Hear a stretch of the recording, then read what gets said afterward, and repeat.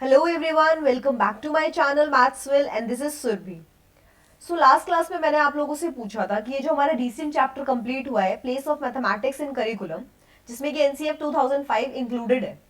तो इस चैप्टर में आपके जो क्वेश्चंस में आपको जो पीवाईक्यूज करवाने हैं वो आपको पेपर 1 और पेपर 2 के साथ में चाहिए कि अलग अलग।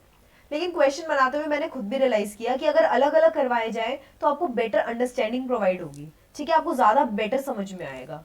और दूसरी बात ये कि जैसे कि पेपर 1 में ही सिर्फ 15 क्वेश्चन है, ठीक है, अगर पेपर 2 में भी 15 हो जाए तो टोटल 30 हो गए हमारे।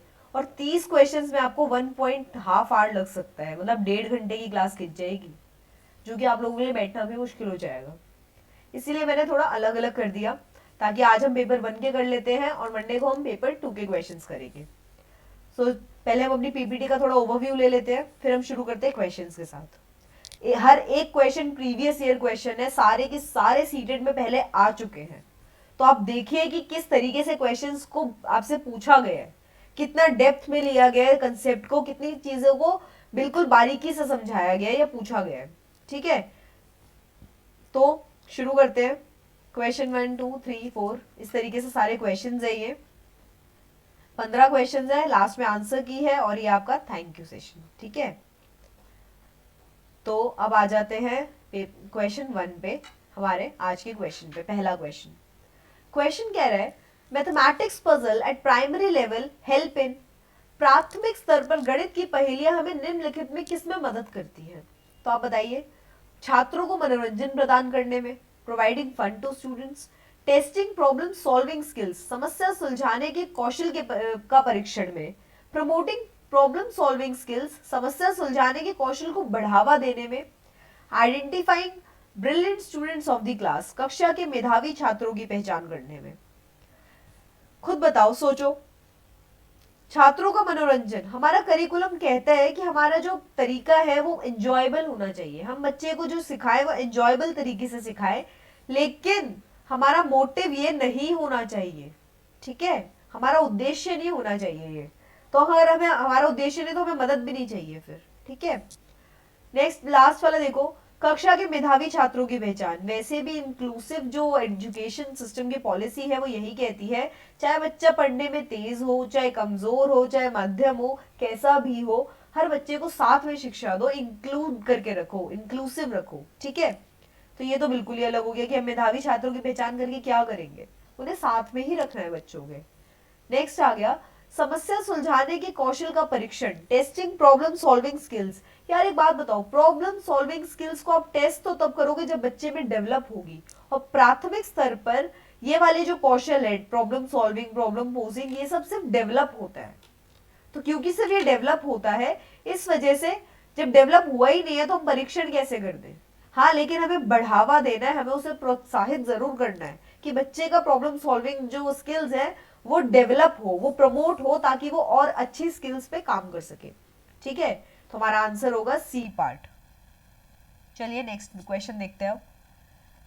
Question 2, identify the correct statement with respect to the mathematics curriculum.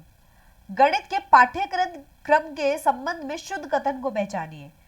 यार ये जर्नलाइज क्वेश्चन है, ये मत समझना कि आज अगर पेपर 1 की बात हो रही है तो सिर्फ पेपर 1 में ही हम काम कर रहे हैं, हम इसमें जर्नलाइज क्वेश्चंस भी कर रहे हैं, नॉर्मल क्वेश्चंस जो पेपर 2 में भी आने के चांसेस हैं। तो पेपर 1 और पेपर 2 जो भी है, जो भी आपको देना है, आपको दोनों पेपर अच्छे से रिवाइज करने हैं, ठीक है।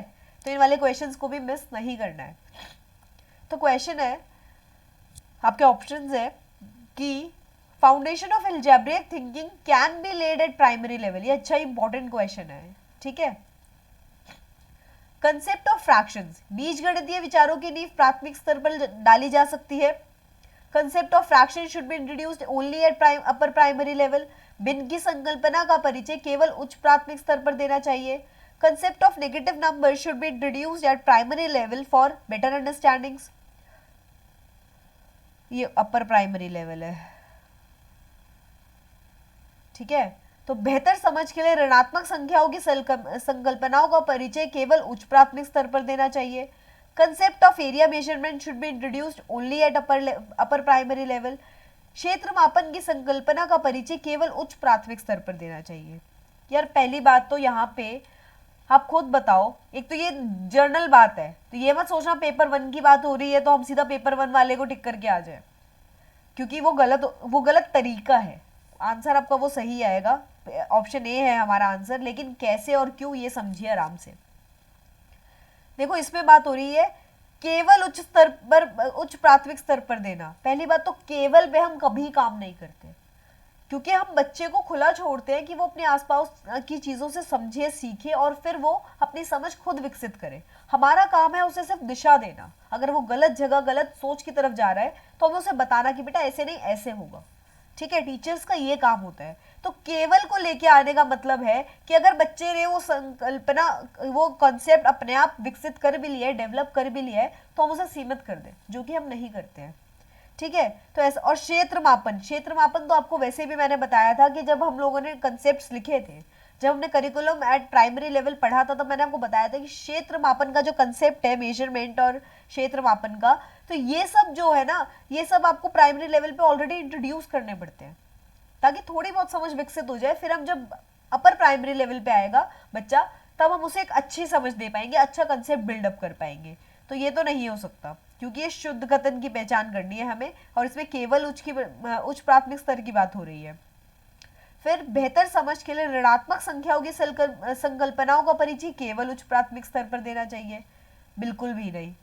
फिर यहाँ पे वही आ गया केवल। अगर बच्चे ने 5th क्लास में 4th क्लास में कहीं से पढ़ लिया, समझ लिया, तो अब उसको क्या होगे ना, इस बारे में हम बात नहीं करेंगे, 2 साल है इस बारे में फिर बात करेंगे, ऐसा नहीं होता ना। आपको बच्चे से छोटी मोटी चीजें आप उसे हाईलाइट करके बता सकते हैं। और वैसे भी ऋणात्मक संख्याओं की जो संकल्पना है, ये हम ऑलरेडी 4th 5th में दे देते हैं बच्चे को।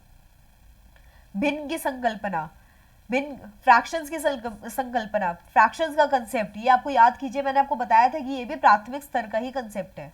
तो उसमें अगर हम उच्च प्राथमिक स्तर पर देंगे तो वैसी बात गलत है, फैक्चुअली रॉन्ग है। अब आ जाएगी बीज गणितीय विचारों की नींव। सिर्फ नींव रखने की बात हो रही है, सिर्फ थोड़ा बहुत छोटा मोटा इंट्रोडक्शन हो रहा है। तो इंट्रोडक्शन तो आप प्राथमिक स्तर पर डाल सकते हो ना, और वो उसमें भी लिखा है डाली जा सकती है। आपको जबरदस्ती कहीं पे बाउंड नहीं किया कि आपको डालनी ही डालनी है, आपको कहा है सिर्फ डाली जा सकती है, तो इसीलिए ये सही है। ठीक है, आइए नेक्स्ट क्वेश्चन पे आते हैं। Question number 3, which of the following topics are not part of primary school mathematics curriculum as per NCF 2005? निम्नलिखित में से कौन सा विषय NCF 2005 के अनुसार प्राथमिक विद्यालय गणित पाठ्यक्रम का हिस्सा नहीं है? देखो, अनुपात, चौपड़, सममिति और प्रतिरूप, यानी कि रेशियो, टेसिलेशन, सिमेट्री और पैटर्न्स। या जो टेसिलेशन है ना, ये एक तरीके की टाइलिंग होती है और एक तरीके का पैटर्न ही होता है। जैसे कि हम टाइलिंग लूडो में करते हैं कि लूडो बना देते हैं, वो टाइल्स ही तो होती है जिसे हम जोड़ जोड़ के बनाते हैं, तो वो एक तरीके का यही कहलाता है। तो ये प्राथमिक स्तर पर बच्चे खेलते हैं ना लूडो, तो ये है डायरेक्ट आपको लिखवा रखे हैं कि ये टॉपिक्स NCF 2005 के अकॉर्डिंग प्राइमरी लेवल पर है।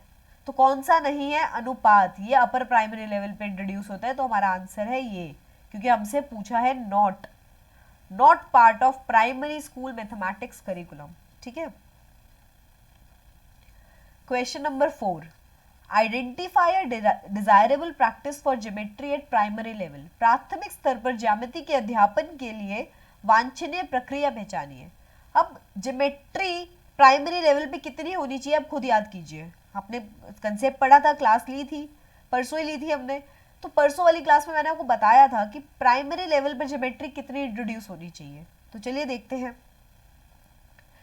Geometry at primary level should be limited to recognition of simple basic shapes। यार एक बात बताओ, लिमिट कर रहे हैं हम, लिमिट तो हमें कभी करना ही नहीं है बच्चे की सोच को, ठीक है ना, तो इसलिए बिल्कुल सीमित नहीं करना है, तो ये गलत हो गया। दूसरा, शिक्षक को सरल आकृतियों की स्पष्ट परिभाषा देकर और उदाहरण देकर शुरुआत करनी चाहिए। यार उदाहरण दिखा दिए और स्पष्ट परिभाषा दे दी, तो बच्चे ने क्या किया? बच्चे ने रट लिया।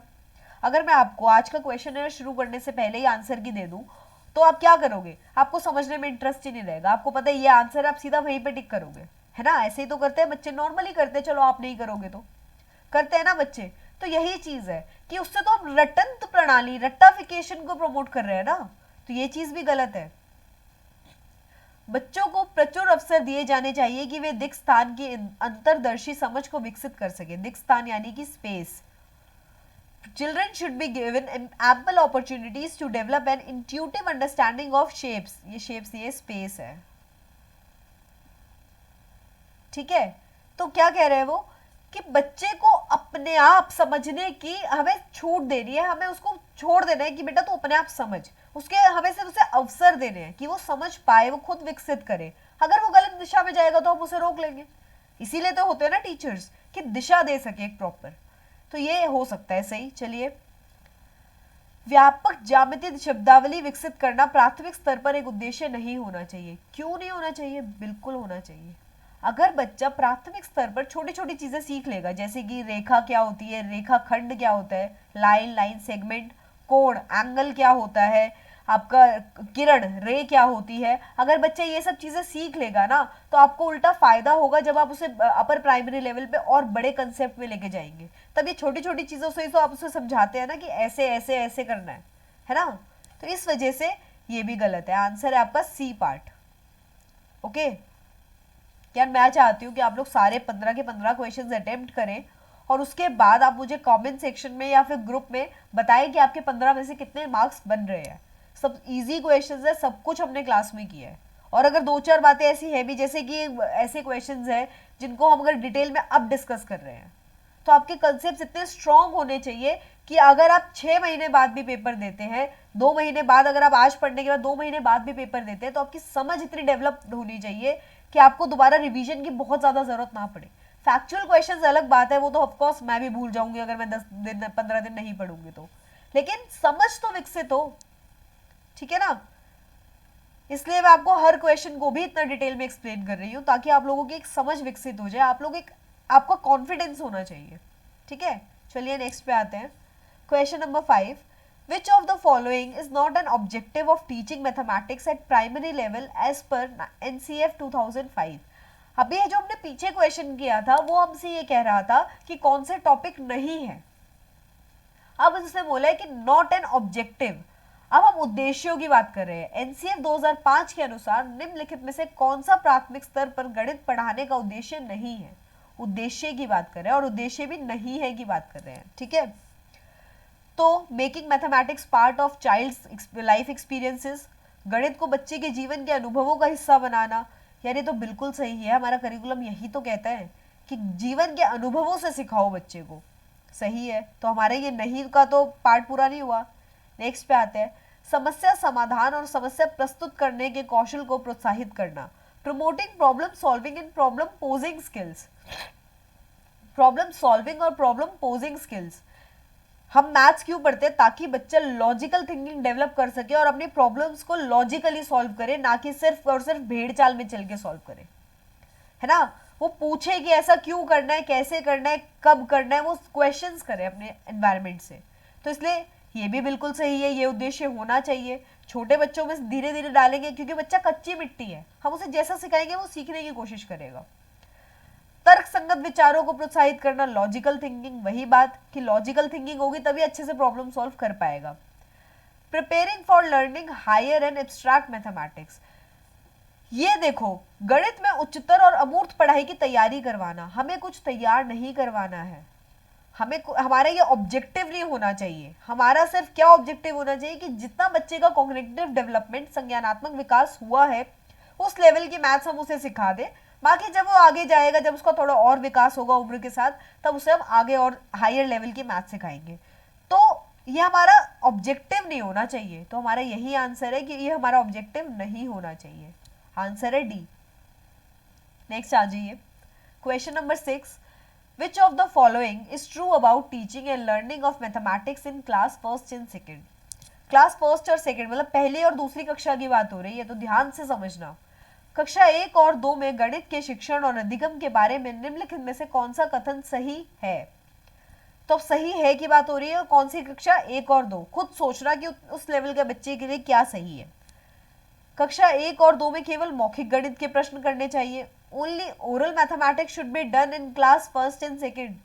यार ओरल मैथमेटिक्स तो कभी भी नहीं की जाती। आप छोटे बच्चे को भी 1 2 लिखना सिखाते हो कि 1 ऐसे होता है, 2 ऐसे होता है, 3 ऐसे होता है, 4 ऐसे होता है। तो ओरल मैथमेटिक्स तो कभी भी नहीं होती है, तो फिर आप इसको कैसे कह देंगे, तो ये गलत हो गया। गणित का अन्य विषयों जैसे कि भाषा, कला इत्यादि से समाकलन किया जाना चाहिए। हाँ, ये बिल्कुल सही है कि ऐसा होना चाहिए। आगे के ऑप्शंस भी देखेंगे। कक्षा 1 और 2 में गणित नहीं पढ़ाई जानी चाहिए, बिल्कुल भी नहीं। हम बच्चे को पैदा होने के साथ 1-1.5 साल का होता है, हम तभी उसे रटवाना शुरू कर देते हैं, 1 2 3 4 ऐसे होता है। तो अगर हम कक्षा 1 और 2 में पढ़ाएंगे ही नहीं तो गलत होगा ना, ये तो ये भी गलत हो गया। अभ्यास के लिए बहुत सारे अवसर प्रदान किए जाने चाहिए। Lots of opportunities for practice should be provided. आप लॉट्स ऑफ अपॉर्चुनिटीज प्रोवाइड तो तब करोगे जब बच्चे का कंसेप्ट डेवलप्ड होगा। अगर बच्चे की संकल्पना ही विकसित नहीं है तो आप उसे क्या पढ़ाओगे, उसे वो क्या अवसर प्रदान करोगे कि वो अभ्यास करे, तो ये भी गलत। आंसर है आपका बी पार्ट।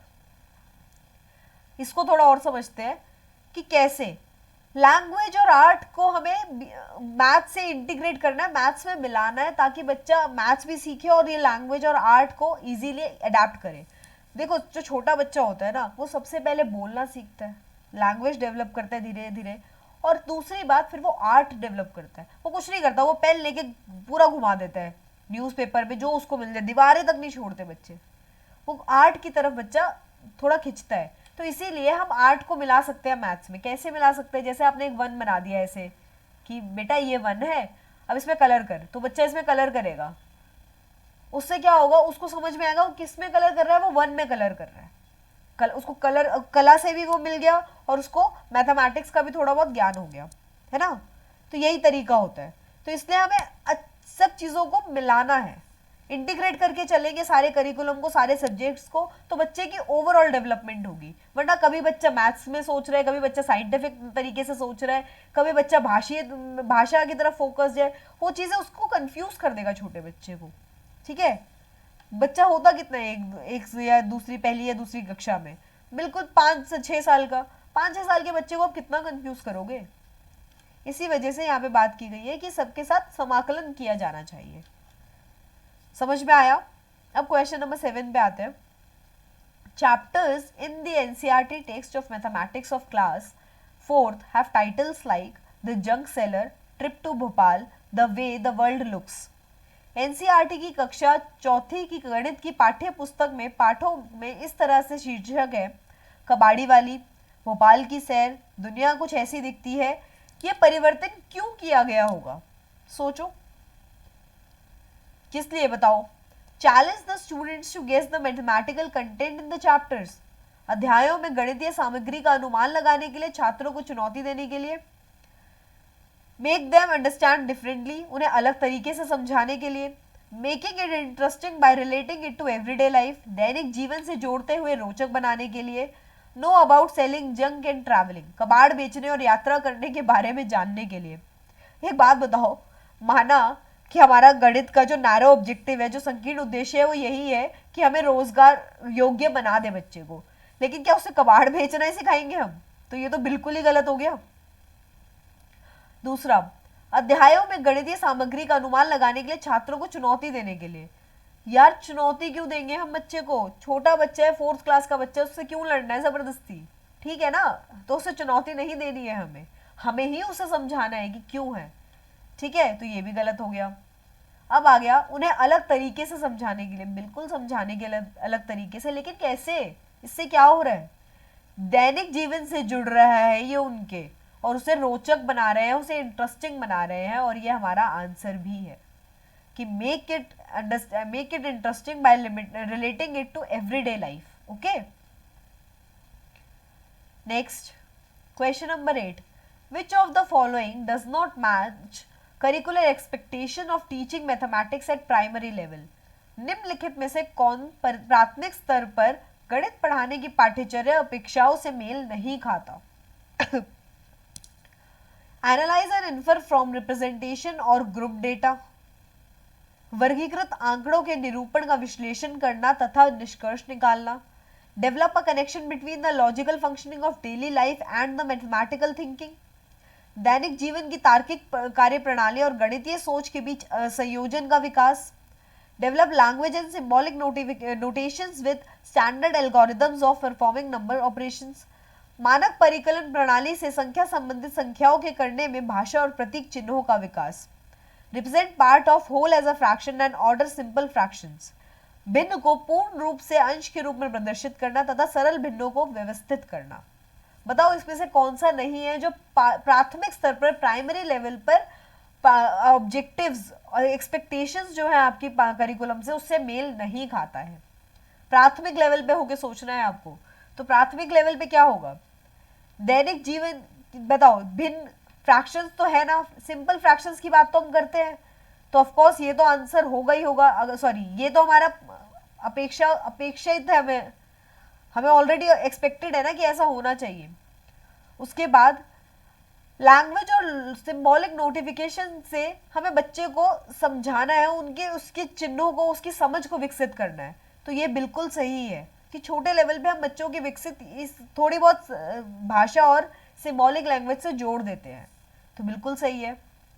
दैनिक जीवन की तार्किक कार्यप्रणाली और गणितीय सोच के बीच संयोजन का विकास, यह कनेक्शन तो करना है ना हमें। यही तो हमारा मेजर ऑब्जेक्टिव भी है कि logical functioning of daily life, मतलब डेली लाइफ से बच्चे को किसी तरह मैथमेटिकल थिंकिंग से जोड़ना है कि बच्चा अपनी डेली लाइफ में मैथमेटिकल थिंकिंग से सोच कर काम कर सके।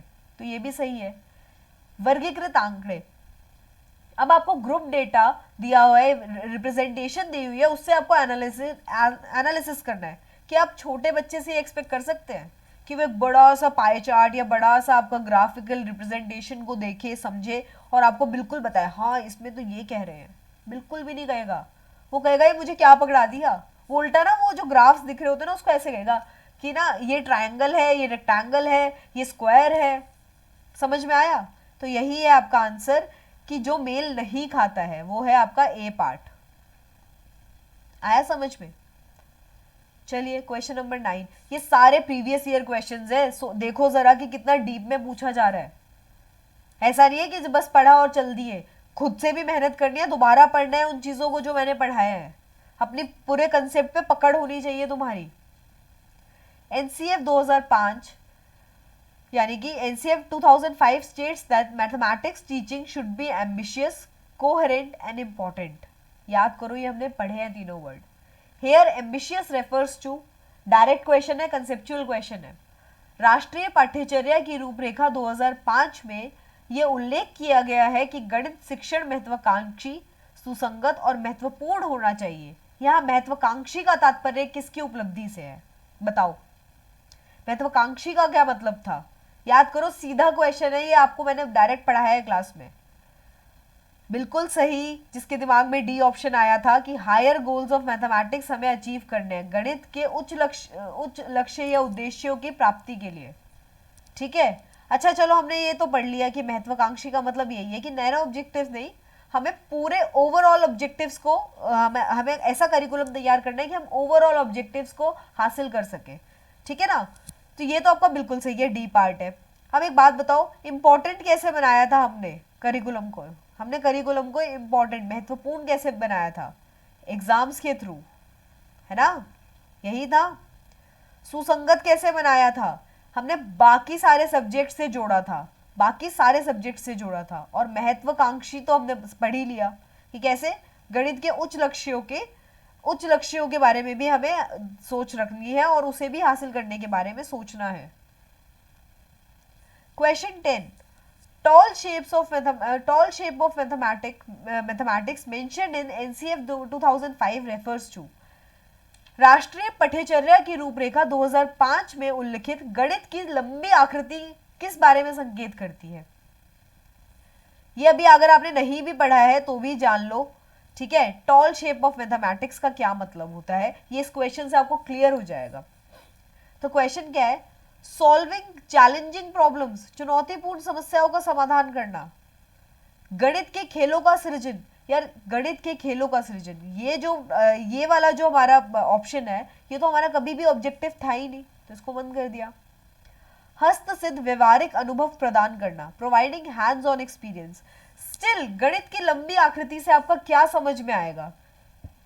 ठीक है, एक संकल्पना पर दूसरी संकल्पना बनाना, building of one concept on another. अब इसमें से खुद बताओ कि कौन सा ऑप्शन सही हो सकता है, खुद सोचो।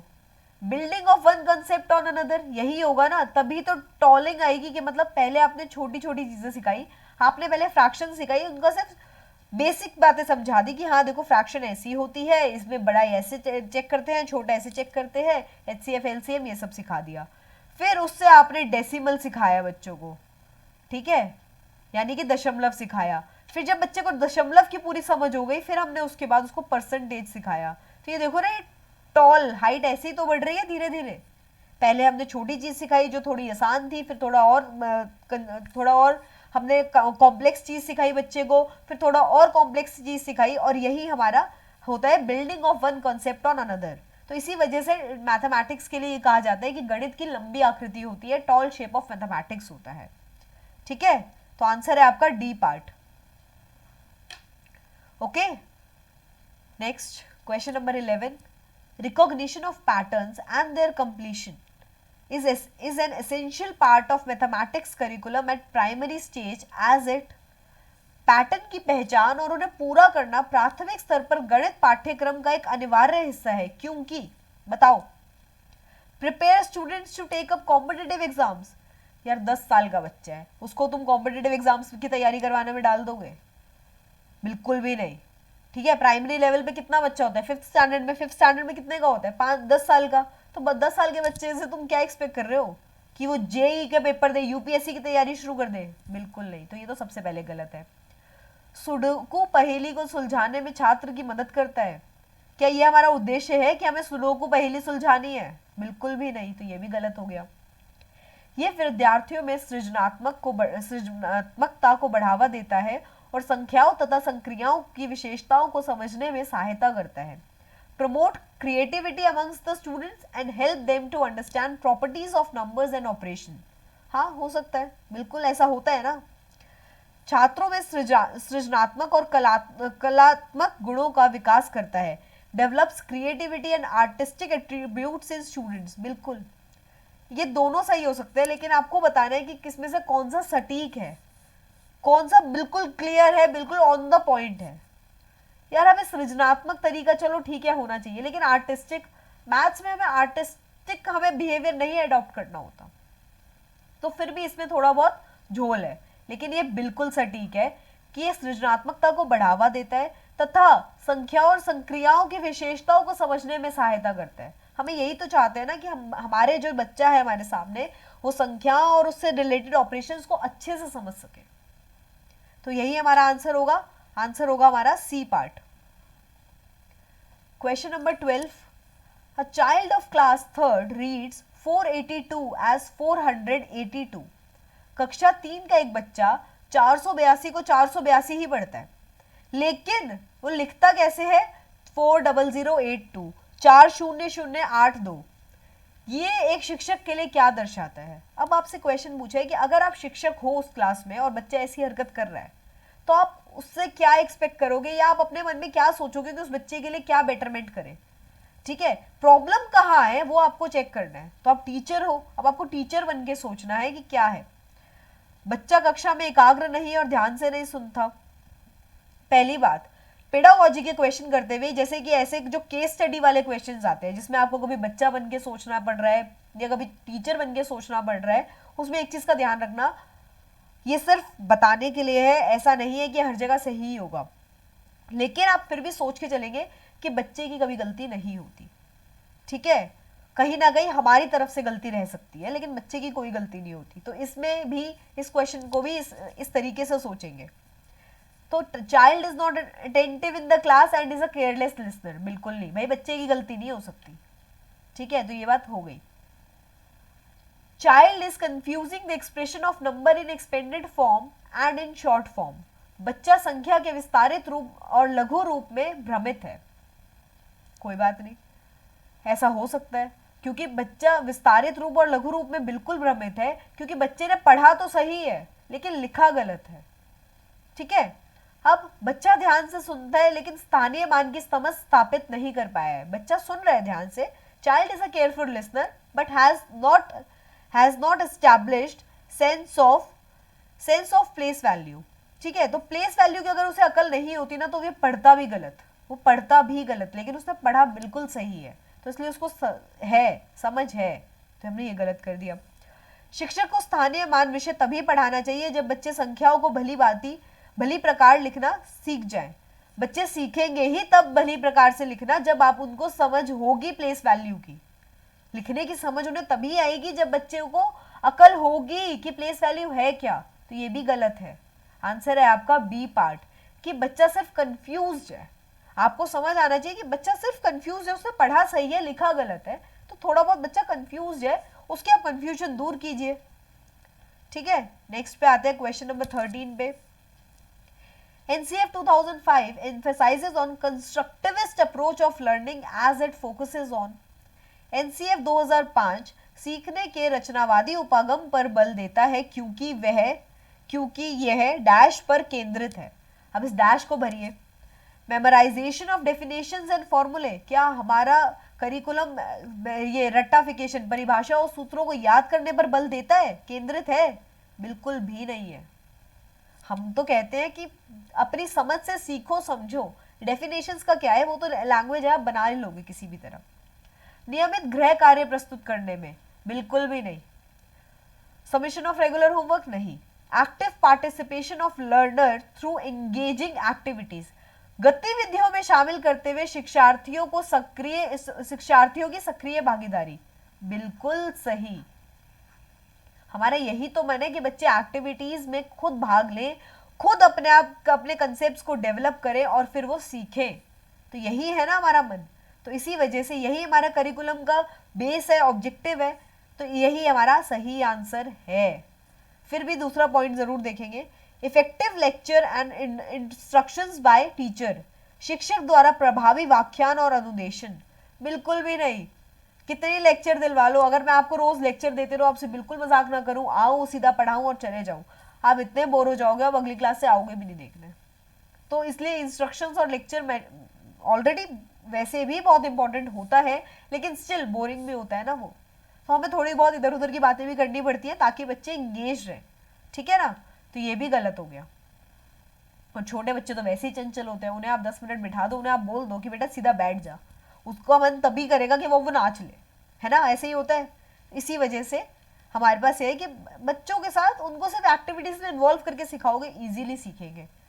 ठीक है, नेक्स्ट पे आते हैं क्वेश्चन नंबर 14। एज पर एनसीएफ 2005, ये सारे क्वेश्चन नेशनल करिकुलम फ्रेमवर्क 2005 पे बेस्ड है, इसीलिए मैंने आपसे कहा था ये इतना इंपॉर्टेंट चैप्टर है। इतने क्वेश्चंस है, यही क्वेश्चंस घुमा फिरा के भी पूछे हुए हैं।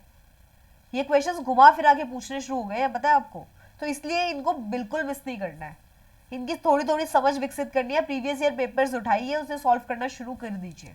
ठीक है, तो एज पर NCF 2005, teaching of numbers and operations on them, measurement of quantities etc at primary level caters to the NCF 2005 के अनुसार प्राथमिक स्तर पर संख्याओं का शिक्षण और उन पर संचालन, मात्राओं का मापन आदि का शिक्षण, क्या मतलब किस बारे में बात करता है, क्या है ये? Narrow aim of teaching mathematics, measurement of quantities, operations और नंबरिंग क्या है? नैरो एम ऑफ मैथमेटिक्स है, गणित के शिक्षण के संकीर्ण उद्देश्यों को पूरा करता है। Higher aims of teaching mathematics, शिक्षण के उच्च उद्देश्यों को पूरा करता है।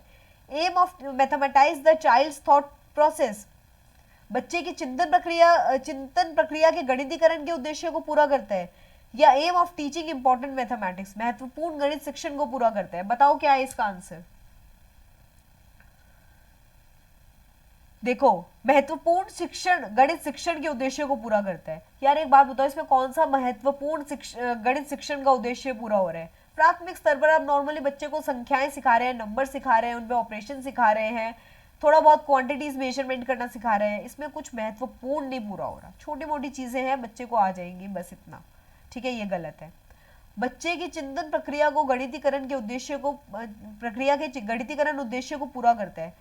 यहाँ पे कौन सी मैथमेटाइजेशन हो रही है? यहाँ पे आप क्या बच्चे को सिखा पा रहे हैं? कुछ भी तो नहीं, सिर्फ नॉर्मल चीजें सिखा रहे हैं कि बेटा नापना ऐसे है, नंबर्स है, उनको प्लस माइनस मल्टीप्लाई डिवीजन इस तरीके से करना है।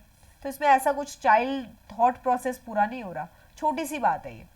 हायर एम्स, अगेन वही, हायर एम्स भी नहीं हो रहे अगर गणितीकरण का आपका चाइल्ड थॉट प्रोसेस ही पूरा नहीं हो रहा तो ये तीनों गलत। आंसर है आपका narrow aim of teaching mathematics. हम छोटी सी चीज सिखा रहे हैं ताकि बच्चे को हाँ बस अपने रोजगार योग्य काम करना आ जाए, प्लस माइनस मल्टीप्लिकेशन डिवीजन आ जाए, ताकि अगेन वही, अगर आप सब्जी का ठेला लगा लो, कबाड़ी वाले बन जाओ गलती से, तो आपको कम से कम फ्रॉड, इतनी सी फ्रॉड का सामना ना करना पड़े कि 100 रुपए का सामान खरीद के लोग आपको 10 रुपए पकड़ा कर चले जाए। ठीक है, सिर्फ इतनी सी बात है, ये छोटी छोटी चीजें हैं जो अगर आपको आ जाती है तो बस इतना ही है। पेडागोजी बहुत मुश्किल नहीं है, कुछ भी मुश्किल नहीं है, सिर्फ आपकी डे टू डे लाइफ है, सिर्फ आपका नजरिया है, सिर्फ आपकी सोच है।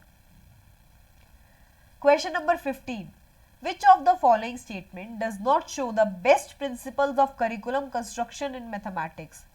निम्नलिखित में से कौन सा कथन गणित के पाठ्यक्रम निर्माण को अच्छी तरह से नहीं दर्शाता है? गणित की मतलब इसमें नहीं की बात हो रही है। अब आपको करिकुलम में ऐसी कौन सी चीज है जो नहीं है, वो हमें चेक करना है। गणित की पाठ्यचर्या बाल केंद्रित होनी चाहिए। Curriculum of mathematics should be child centred sorry, तो चाइल्ड सेंटर्ड। आप एक बात बताओ, करिकुलम ऑफ मैथमेटिक्स क्या, मैं कह रही हूँ पूरा का पूरा करिकुलम चाइल्ड सेंटर्ड है, बाल केंद्रित है, तो ये तो बिल्कुल है, ये तो है ही है, तो इसको तो हम बिल्कुल ये नहीं दर्शाने में तो आ ही नहीं सकता, ये तो है। ठीक है, हमारा करिकुलम डिजाइन इस तरीके से किया गया है कि वो बच्चे को बीच में रख के डिजाइन किया गया है, बच्चे के इर्द गिर्द घूमे। Curriculum of mathematics should be activity based. भाई मैथ्स का करिकुलम चिल्ला चिल्ला के यही तो कह रहा है कि उसकी दैनिक क्रियाओं से, उसकी रोजमर्रा की जिंदगी की क्रियाओं से जोड़ो मैथ्स को, ताकि बच्चा उसमें एक्टिविटीज में इन्वॉल्व होके सीखे, तो ये भी बिल्कुल सही है। गणित की पाठ्यचर्या तार्किक और मनोवैज्ञानिक रूप से व्यवस्थित होनी चाहिए, बिल्कुल होनी चाहिए। Curriculum of mathematics should be logically and psychologically arranged. Logically and psychologically arrange का क्या मतलब है कि साइकोलॉजिकली अरेंज, जितना बच्चे का साइकोलॉजिकल डेवलपमेंट हुआ है, जितना उसका मनोवैज्ञानिक संज्ञानात्मक डेवलपमेंट हुआ है, उस हिसाब से पाठ्यचर्या आपको तैयार करनी है। ये नहीं कि 9th क्लास के बच्चे को आप 12th क्लास का मैथ्स पढ़ा दें, या 1st क्लास के बच्चे को आप 10th क्लास का मैथ्स पढ़ा दें, वो तो गलत हो जाएगा। तार्किक होनी चाहिए, तार्किक तो मैथ्स होनी ही चाहिए, अतार्किक मैथ्स होनी ही, गणित हो ही नहीं सकती। ठीक है ना, तो गणित की पाठ्यचर्या ये भी सही है। गणित के पाठ्यक्रम के लिए शिक्षक की सहमति की आवश्यकता नहीं मानता। यार कैसे नहीं मानता? Curriculum of mathematics need not require teacher acceptance. यार कैसे? मतलब अगर टीचर कह देगा कि भाई ये चीज बच्चे को नहीं पढ़ा सकते, तो आप करिकुलम पे क्या कर लोगे? तो यही गलत है आपका आंसर, कि गणित के पाठ्यक्रम के लिए शिक्षक की सहमति की आवश्यकता है। ठीक है, और यही हमारा आज का लास्ट क्वेश्चन था। सारे के सारे क्वेश्चंस ऐसे हैं जो बहुत इंपॉर्टेंट है, हर क्वेश्चन आपको देखना है, हर क्वेश्चन में आपको आंसर्स बताने हैं, और मुझे 15 में से आपके कितने मार्क्स आए मुझे आपको बताना है, ऑनेस्टली बताना है, कोई झूठ नहीं, कोई किसी तरीके का दिखावा नहीं, छलावा नहीं। ठीक है, कमेंट सेक्शन आपका वेट कर रहा है, और साथ ही टेलीग्राम ग्रुप भी है जो आपको डिस्क्रिप्शन बॉक्स में मिल जाएगा। यह है आपकी आंसर की, इसे आंसर्स मैच कर लीजिएगा अपने। Thank you so much for this session, thank you so much. Please आप लोगों का support, like, subscribe and share बिल्कुल बहुत जरूरी है, प्लीज करते रहिए, ताकि मैं भी मोटिवेटेड रहूं और ऐसे ही सेशंस आपके लिए लाते रहूं, ताकि आपकी पेडागोजी इतनी बढ़िया तरीके से तैयार हो जाए कि आपका कंसेप्ट बिल्कुल कहीं भी कोई ना हिला सके। और ये आपको आज यही नहीं, जब आप आगे टीचर बन जाएंगे तब भी आपको जरूरत में आएगा, क्योंकि आज की समझ आपको तब एक बेटर टीचर बनाएगी। ठीक है ना? So thank you for this session today, thank you so much.